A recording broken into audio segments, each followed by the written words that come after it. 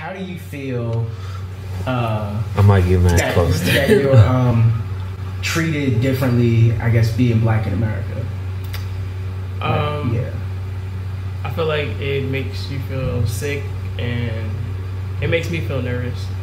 Because even like traveling or anything, it's just like that fear of like if I get pulled over, what's gonna happen? Or if somebody walks by who just happens to be white and they just feel bold in this moment and they want to act up, like what are they gonna do to me? And if I respond, what's gonna happen to me? So I feel like it's just a constant state of just being nervous and having to be more aware than I feel like more aware than I should have to be.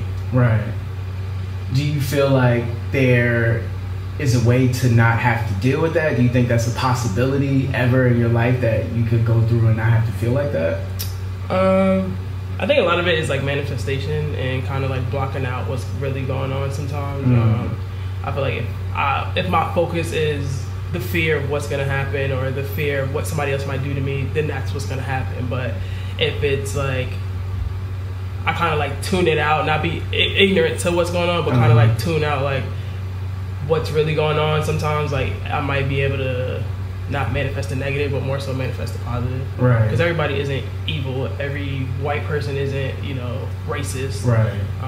But I think just more so focusing on like what the positives are, like would probably makes me feel more at ease some days. Okay. Feel that shit.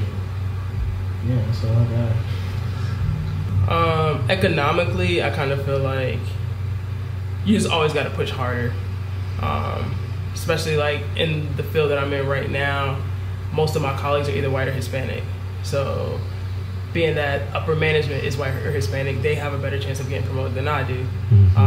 And just from like a black woman standpoint, knowing statistically like black women die more during childbirth and black women their concerns aren't taken as serious when it comes to like pain in hospitals. You run a higher risk of, dying because they're going to ignore your symptoms.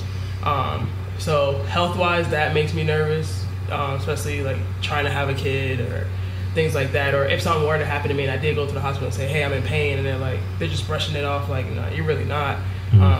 That could possibly be the last time I'm ever alive.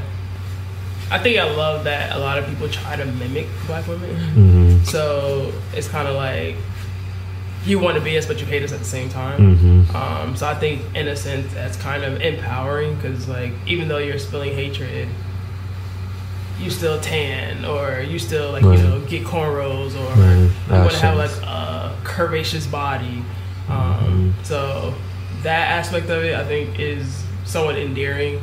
But also, at some points, like, people look at you as, like, you're not good enough or I'm better than you. And then coming from like a gay perspective, I think sometimes people look at me as I get misgendered a lot sometimes, but and I think sometimes that's somewhat insulting because like I don't feel like I dress more masculine, but I don't really present myself as a man. So I think people look at me funny in that sense, like. It's just like a weird feeling sometimes, like just being out. And what about like dating? I personally get a lot of attention sometimes.